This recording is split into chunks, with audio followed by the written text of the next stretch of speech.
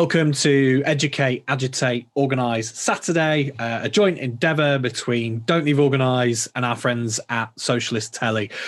Really delighted to be joined this week by Cathy Augustine, one of my comrades from Don't Leave Organise, but also, really importantly, she's the chair of Keep Our NHS Public Oxfordshire and also sits on that organisation's national EC. Cathy, thanks for joining me this week. No, lovely. Thank you. I'm really looking forward to this programme. Really looking forward to sharing the interview with you this week, Cathy. So without further ado, let's move on to our guests.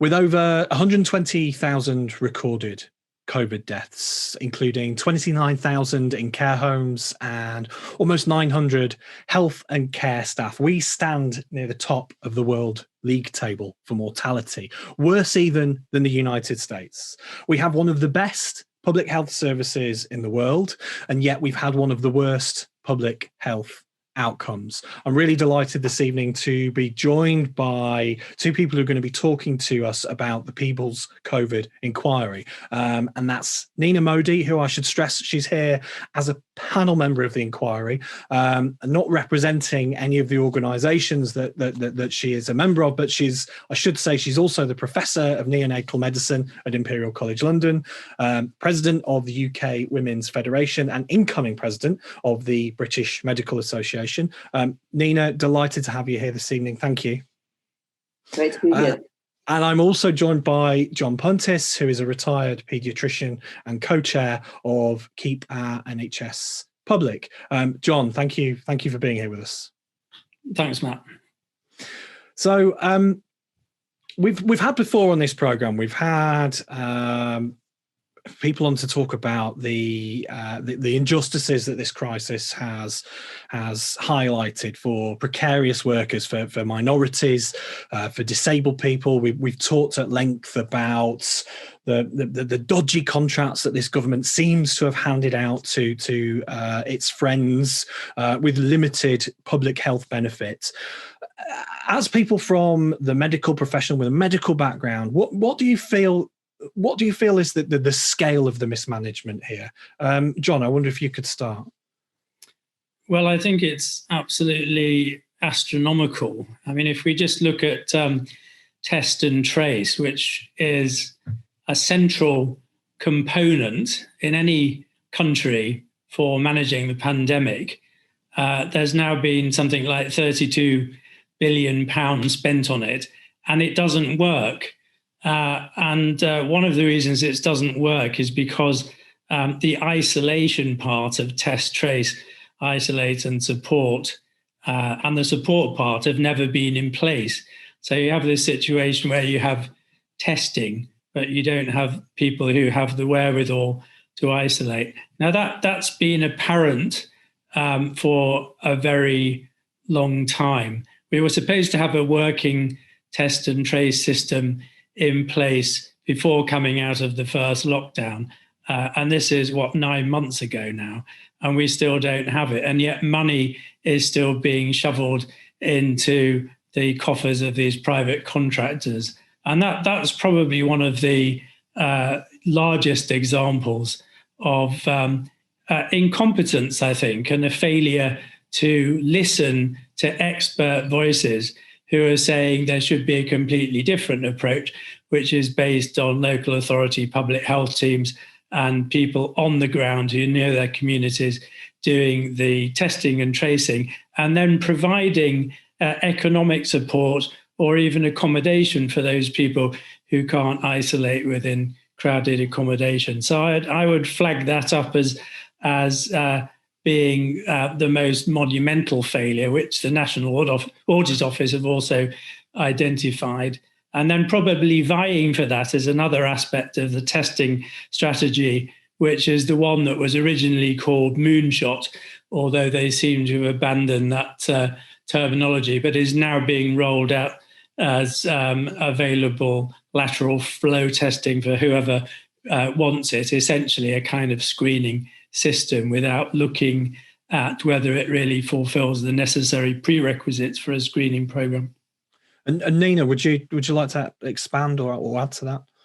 Well, the facts of what have happened over the last year are known to the whole of the UK public. And you mentioned this in your opening statements, Matthew. 150,000 people have died. Many people have suffered the most enormous financial hardship. The implications of long COVID have yet to be fully realized. One could go on and on and on. And the purpose of the People's COVID Inquiry is because if ever there was a time to ask questions about why we have found ourselves in this parlous state, it has got to be now. There's no point having an inquiry into what happened 2-3 years down the line. We need to understand what has happened now. We need to reflect very seriously on the mistakes that have been made. And most importantly, we then need to put them right, which is why I'm delighted that Keep Our NHS Public has taken the move that it has to set up a People's COVID Inquiry. It's also important to emphasise that we would have been delighted had the government set up a proper inquiry very, very early on. And perhaps the time to have done that would have been round about this time last year. It was obvious that things were going badly wrong this time last year. It takes quite a bit of time to set up a proper governmental inquiry. But it wasn't rocket science to have said in April 2020, "Ops, we're going to need an inquiry. Let's get one going." But sign of inquiry there has been none, which is why Keep Our NHS Public has taken this course of action.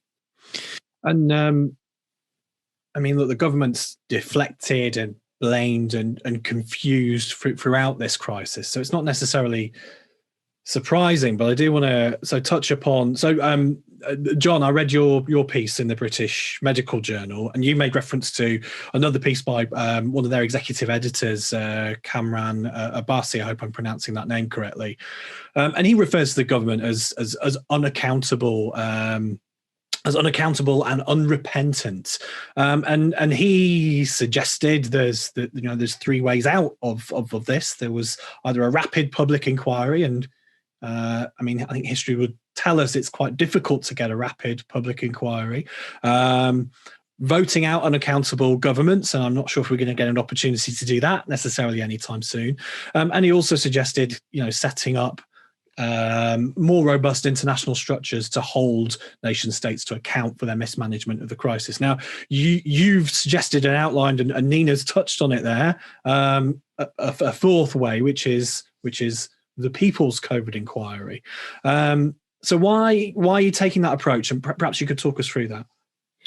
Well, that was a very powerful editorial in the BMJ, and the other striking phrase on it was the reference to social murder. Yeah. So that he really wasn't holding back, but he was talking about the concept of if governments don't do the right thing and there are disastrous consequences, how do you hold them to account? And that there are people who would describe this as social murder.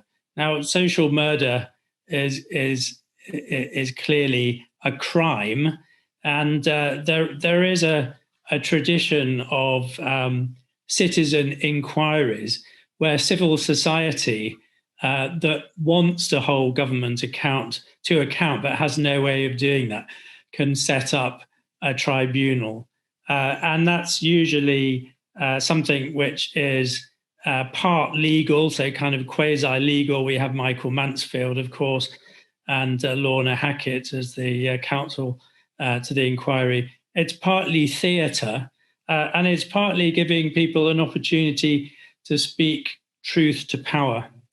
And we could see all the difficult problems with COVID progressing in terms of increasing death rates and the terrible problems with PPE and so forth, really demanding an inquiry. And the bereaved families support group were pressing the Prime Minister back in June last year for an inquiry. And he agreed that there should be one, but said, of course, now is not the right time. And more or less said it wasn't until the pandemic was over that an inquiry would be held. And as Nina's just said, actually, if the government said today, let's have an inquiry, Michael Mansfield's estimated it'd probably take 2 years to set up, 2 years to examine the evidence, and 2 years to produce a report. So it's a long way in the future. Whereas what the bereaved families were saying and what we were saying, along with many others, of course, many medical professions, but also other civil society groups, is, look, there's probably a third wave coming in July. For goodness sake, let's learn the lessons that need to be learned so that we can prevent further deaths.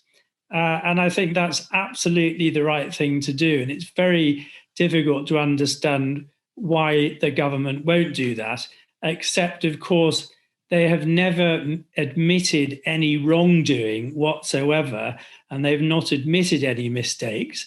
And I think they're worried if they agreed to a rapid inquiry to come up with kind of interim proposals for how we now proceed, that in a sense would be an admission of failure.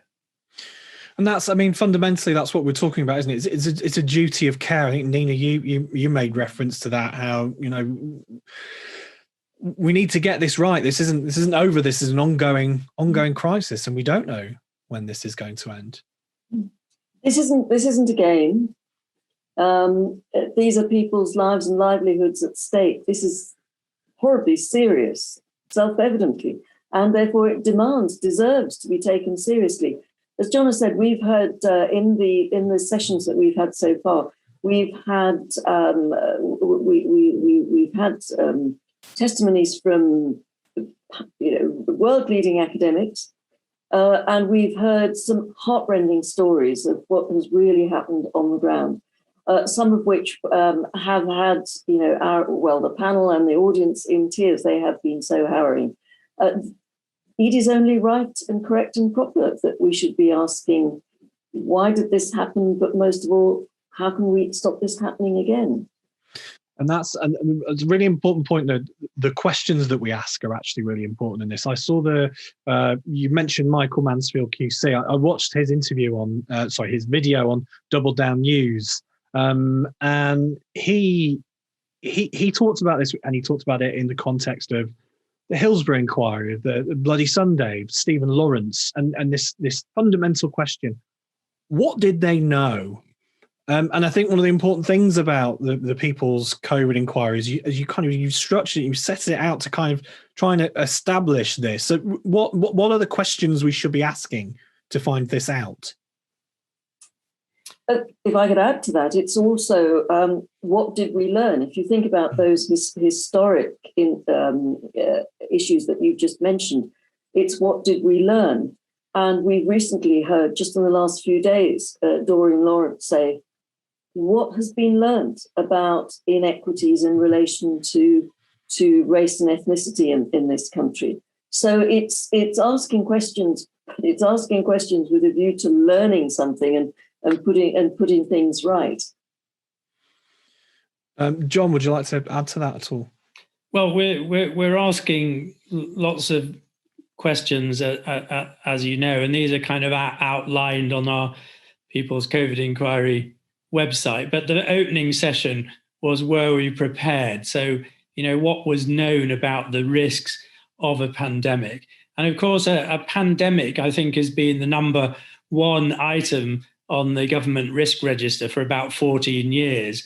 And in 2016, there was this extensive planning exercise, Operation Cygnus, which was about how do we prepare, what should be in place, given that there will be a pandemic at some point.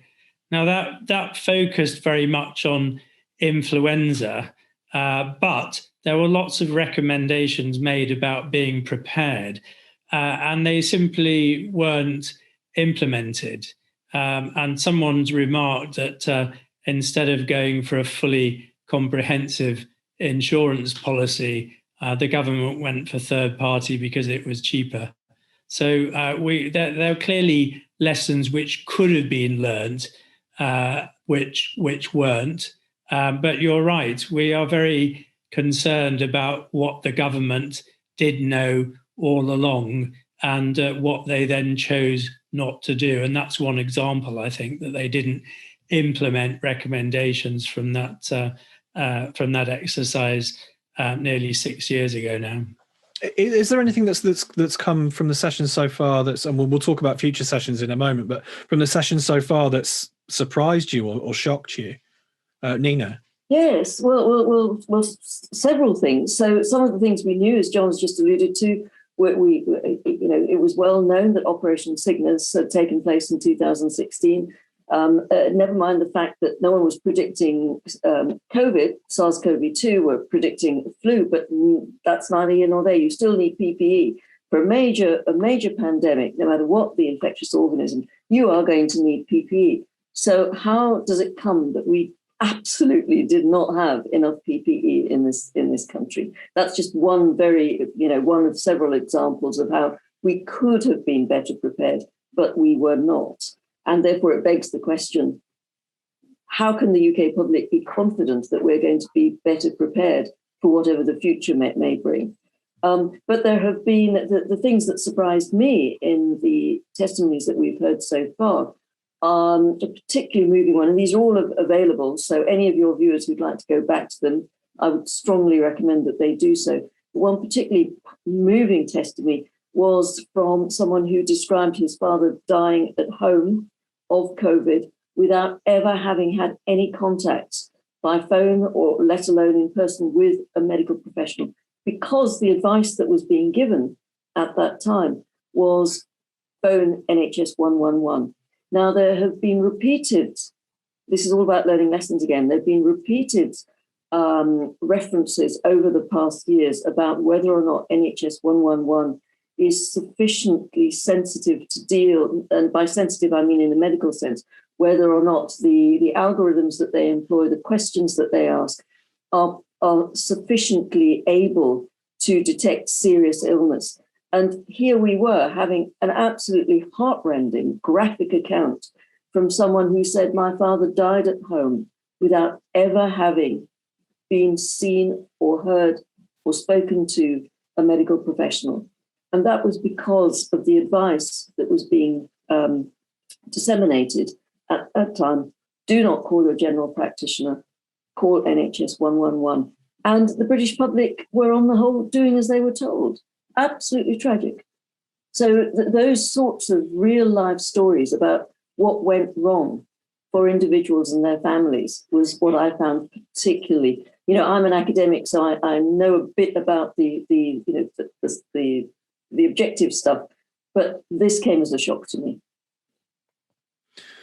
John, do you want to, anything in there you found shocking? Well, I just to echo what Nina said, I think one of the strong points of the inquiry is that it's giving a voice not only to experts, and we really do have some international experts, but it's also giving voice to ordinary people, bereaved relatives, frontline staff, to give their stories. And that's been very revealing, and I think, and makes very gripping viewing. Now, of course, a lot of the stuff that we're dealing with is out there already. It's known, but we're trying to pull it together.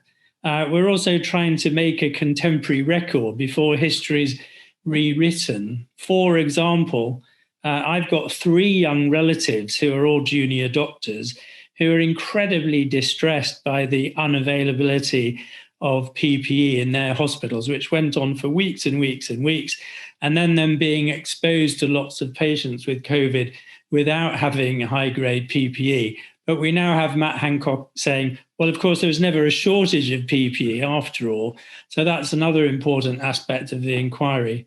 But I think not that this was a revelation, but just to hear again the lack of seriousness which government took and the Prime Minister took in relation to what was happening in China, imagining, despite the reports there showing that this was a completely different kind of disease and a dangerous one, the lack of serious attention that they gave to what was going on there, to the extent that he failed to attend, I think it was something like the first 5 Cobra sessions, so there's this, and then of course boasted about shaking hands with people as the time when social distancing and those kind of basic hygiene measures had been emphasized as being really important.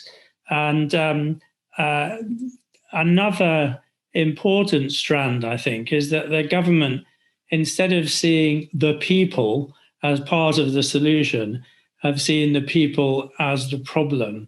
And as Nina pointed out, when people were told not to put pressure on the NHS to protect the NHS, that's what they did. And that's had devastating effects for many. And those effects are still feeding through in terms of people who've had late diagnosis or late investigations. And yet the government's philosophy was that the populace would not go along with recommendations. And they talked right back in March about COVID fatigue and the fact that people would not comply with directions. And I think that's completely wrong. And it's a big mistake to see the population as a problem rather than part of the solution to fighting COVID. We talked about it before in this program about how there's this sort of narrative that the world is dog eat dog, and when there's a crisis, people panic and start eating each other and burning one another's houses down. Complete nonsense. The opposite of that is true, and I think actually COVID showed that to us. We saw, spontaneous mutual aid popping up all around the country. People taking responsibility, but obviously the government has taken a different approach, and a lot of its messaging has really been kind of projection onto the public, treating the public how it acts in many ways. So you talked about how the inquiry is broken up into sessions. You talked a bit about some of the sessions that we've already have. I wonder if you could tell us a bit about what's coming up and perhaps how people watching this can get involved, how they can contribute. Nina. Well, the sessions we've had so far, as John has said, we've talked about what was known. Yesterday's session, last night's session, was how did it affect disabled people? What sort of palliative care provision was available? Sessions that are coming up in the future is, again, what should we be doing next? How can we improve our public health systems? We're going to have a roundup session at the end of the day. I've forgotten what the 7th session is, John. You'll have to help me out there. And then the last session, as I say, will be a roundup. We're also going to be talking about the economic consequences of the pandemic. So a number of very, very important and interesting sessions over the next few weeks, each fortnight. And how do people get involved or contribute? Just register and join. Excellent. And we'll put all those details in the description of this program. And sorry, Matt, I was going to say, and of course, people can submit their questions as well. Excellent. So contribute then that way too. And could I also add, Matt, that if people visit the KOMP People's COVID Inquiry website, there's also a survey which they can complete and relate their experiences. But they can also give video testimony if they want to do that.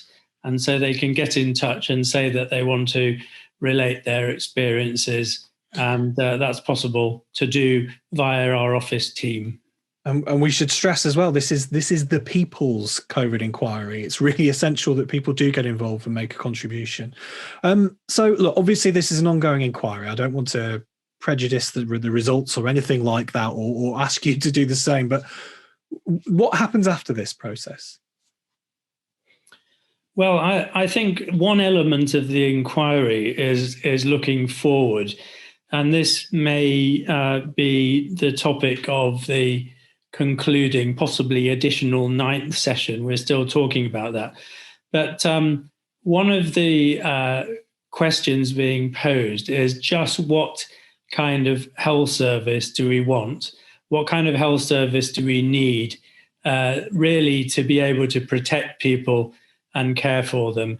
Not only one that provides good quality health and social care when there isn't a pandemic, but also one that's resilient enough to be able to carry on doing that and deal with the next pandemic, which undoubtedly there will be. So I think people should be encouraged very much to think about the problems that the health service has faced, how those have come about, and what kind of system they would want in place to have a really good health and care system in the future. And I would say, personally, this is not about more privatization, and yet the pending legislation that's going to be in the House of Parliament soon, if anything, is going to increase the influence of private contractors within health and social care. And we've already heard Matt Hancock talking about the wonderful contribution that the private sector has made to fighting the pandemic, which I think most people would be quite surprised at, looking at the mess generally that's gone along with the contracting out of a lot of the pandemic work, like the test and trace. So really important for people to think about the kind of health service that we want and that we deserve. Nina, would you like to add to that? Yes, absolutely. I mean, I couldn't agree with John more, but I'd give you an example and then a general comment, if I may. The example is one of the testimonies we heard last night was from Dr. Rachel Clark, who's a palliative care doctor, and and one of the things that a care service should be doing is caring. We have been she told us very graphically how the palliative care service in this country is not majorly funded through the NHS. It's funded through charities. Now, this is just one example of asking the British public, what do they want from their health and care service in the future? Do we want to all contribute to a pot so that when we have health and care needs, we can be secure in knowing that they will be provided? Or do we want to live our lives in insecurity, thinking, oh my goodness, this is not going to be available for us or for our loved ones? And that is the decision the UK public has to make at the moment. We have been and we are absolutely at the tipping point, at a major crossroads. Do we want a national health service for all of us that is properly funded, as John has said, not just in times of crisis, but in times of normality as well? Or do we want to be worrying about whether or not a provider is going to be there, whether or not someone is going to sell us the right kind of healthcare, whether we're going to be able to find a private care home to look after ourselves or our elderly relatives, whether we're going to be able to die a comfortable, pain-free death? All of these things are what a national health service to me implies. I've spent my whole career working in the National Health Service, as has John. We would like to see this for every single UK citizen, but we're in danger of it slipping away from us. So if your audience is concerned about health and care, and I'm sure they are, then listen to the testimonies of our witnesses at the People's COVID Inquiry, but also reflect on what kind of health and care service do we want in this country. And that leads on perfectly to my next question. Really important points there. My next question, I think this is mostly for John. So this is clearly a huge project, and there's more groups than just Keep Our NHS Public involved, but you're really leading on this, and you've been instrumental in getting this off the ground. It's your campaign and all the rest of it. How does this fit in with your with the name of the campaign, your mission statement, and your other campaigns? Well, that's a good question. There's been quite a lot of discussion about that. And as our name suggests, our main focus is on keeping the NHS, or re-establishing the NHS as a publicly funded, publicly delivered and publicly accountable service. But the pandemic has thrown up all these terrible problems, highlighting inequalities, racial injustice, cronyism, corruption, actually a better name than cronyism, and the huge, staggering number of deaths. Also, that the large numbers of deaths amongst health and care workers. And so we felt that this was something we we simply couldn't ignore as a campaign. And as we've already covered in the course of the last half hour or so, looking at the pandemic and the response actually raises all these kinds of questions about what was being done to the health service, what sort of state was it in, and what kind of health service do we want. So it fits in very well with our aims of providing really high-class care, but in the form of a publicly provided, funded and accountable health service and health and care service. So I think it supports really all the other elements of our campaigning. Really important points there, and I'm really, really grateful to both of you for your time and everything you're doing with this really important campaign and inquiry. I just want to very quickly I know you've both said quite a lot there, but I want to give you an opportunity to have a kind of final thoughts for the people watching this. Nina. Well, I would just say that health affects all of us in good times and in bad times, and this is why I absolutely am certain that the model of the National Health Service, publicly funded, publicly delivered, publicly accountable, is the model that is most equitable, most moral, most fair, and provides the best healthcare, which is why I'm very proud to be a patron of Keep Our NHS Public. John, do you have any final thoughts? Well, I'd encourage people to join in with the sessions that have yet to happen, and also to look at the transcripts and the videos that are already there, and then add their voice to those of us who are campaigning for a proper NHS, as Nina has said. I think there's a real danger of history being rewritten, and we mustn't allow this to happen.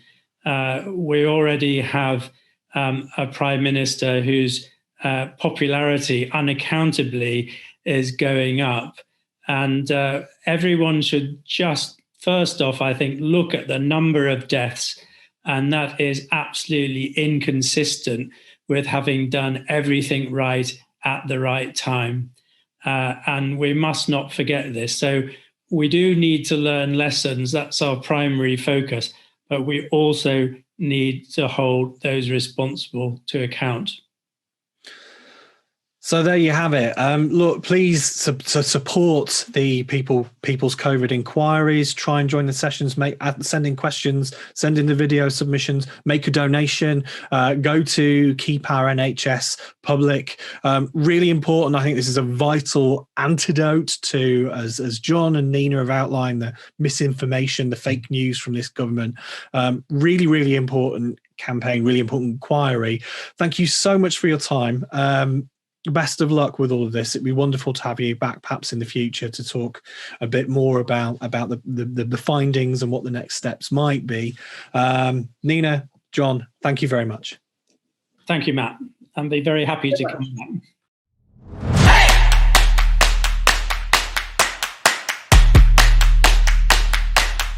So, look, I mean, again, real privilege to have John and Nina on. There was lots to unpack from that discussion, I think. Obviously, it's an ongoing inquiry. We don't know what the end result of it's going to be, but I think it's really, really important that this is happening, that this process is taking place. So we can't let the government just whitewash this and, completely change the narrative on what's happening. Kathy, I mean, obviously, you've been involved with Keep Our NHS Public for a while, so you've probably got quite an informed perspective on this.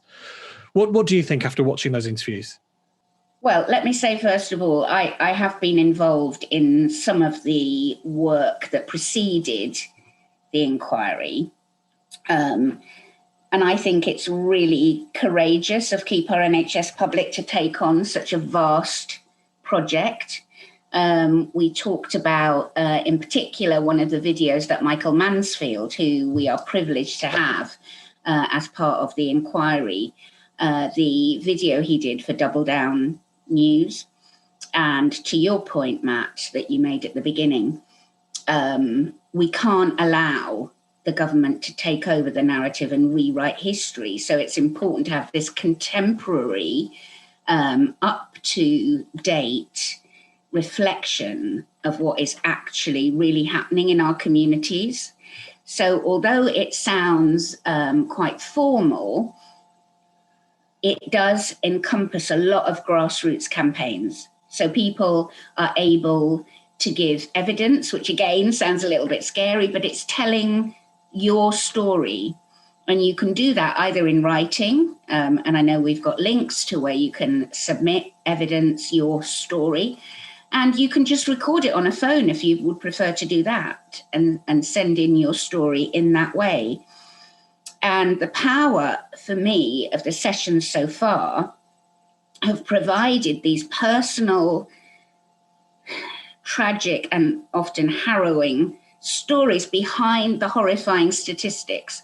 So yes, the statistics, the numbers of deaths are huge and shocking, and I'm sure the inquiry will uncover the fact that many were unnecessary. However, we can't prejudge. But the point about blaming rather than protecting us, the point that I think John made, you know, the government is already twisting the narrative, casting the population, the people as the problem. And you made a very good point in a response to that about, well, actually, no, that's not the case. Look at how people have mobilized in their communities for mutual aid groups. So there's a real disconnect between the government narrative and what we actually know is happening. And this People's Inquiry is the opportunity to tell those real stories now while they are raw and fresh in our minds, and collect that evidence so that it isn't lost and it isn't buried. And that's it. And those are our stories. This is the People's Inquiry. And, you know, Absolutely. As you rightly said there, horrifying statistics, but I think you can get statistic fatigue, can't you? I mean, it's very difficult to imagine 120,000 people, but when you hear that testimony, that raw testimony, I think this is a really important process, and I think people really should support it. Of course, they can support it by making donations to keep our NHS public. And as you said, they can submit their own contributions to that inquiry. Something I would have loved to have spoken to those really, I mean, very knowledgeable individuals we just had the opportunity, the privilege to speak to there. But there does seem to be, when you look at the international picture, when you look at the countries that have really had abysmal public health outcomes, and we've had an appalling public health outcome from this, it's your Bolsonaros, it's Trump, it's Johnson, it's Modi, it's all of these are right-wing populist governments. I mean, what do you think that tells us about that governing ideology and what it offers to people? Well, I think that was summed up by touching on this concept of social murder. And that is something that is capitalism on steroids, really.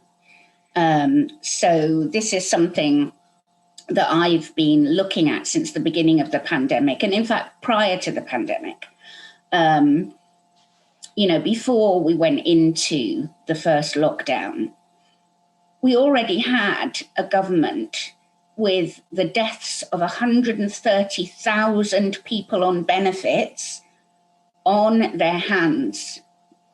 So this social murder, the eugenics agenda really of Cummings, has been in place for an awfully long time. Now, Engels first coined the term social murder as far back as 1845 in his work, The Condition of the Working Class in England.